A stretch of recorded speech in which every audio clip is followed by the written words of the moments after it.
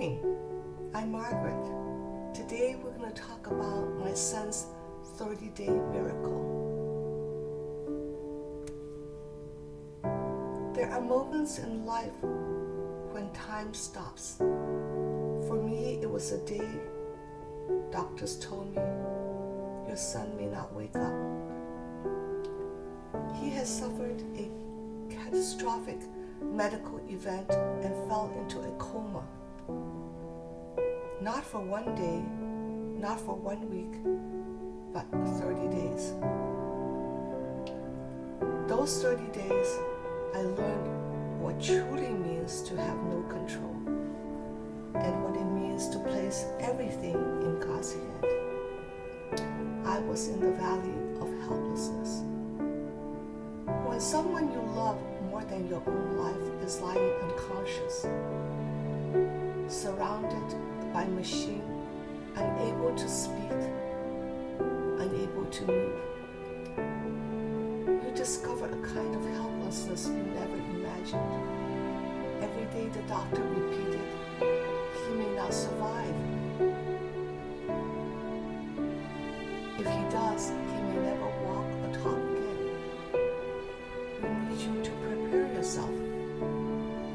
But how do you prepare yourself?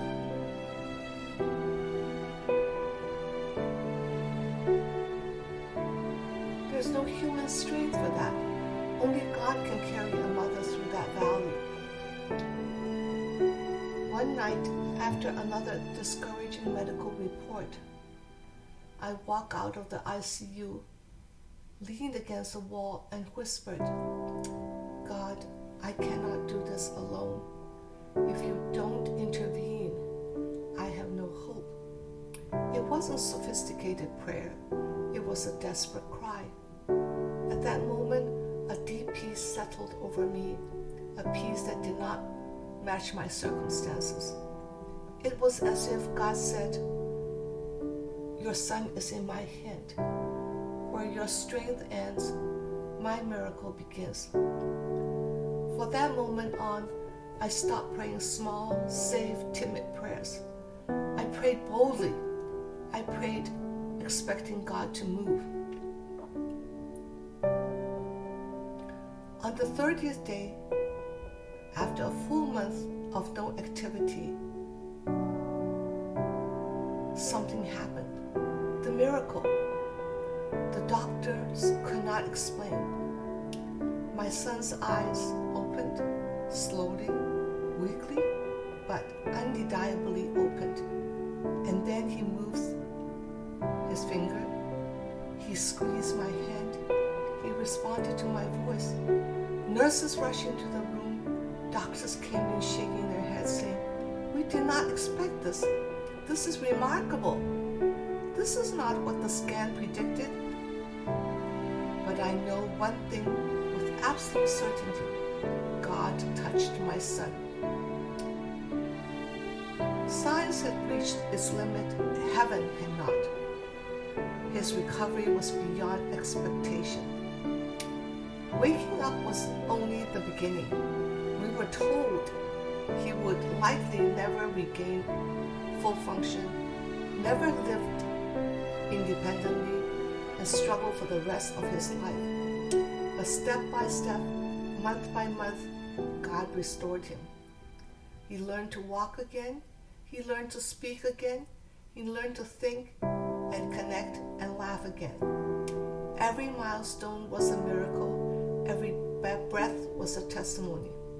And through it all, I realized a mother's prayer may shake the earth, but it is God who moves heaven.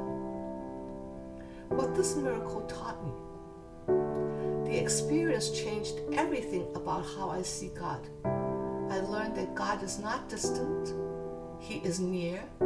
I learned He listened to the cry of a mother. I learned miracle did not end in the Bible. It continued today. I learned God can revive what the world calls impossible. But the greatest lesson was this. When everything is out of your hand, it is fully in God's hand. and his hands never fail. So I want to ask you, where in your life do you need a miracle? Where have the doctors, the experts, the voice around you said there's no hope? Today, I watched God do what no human could do.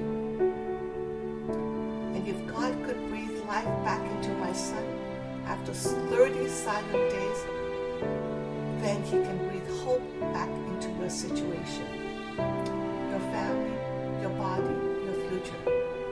Sometimes heaven touches earth in the most unexpected way.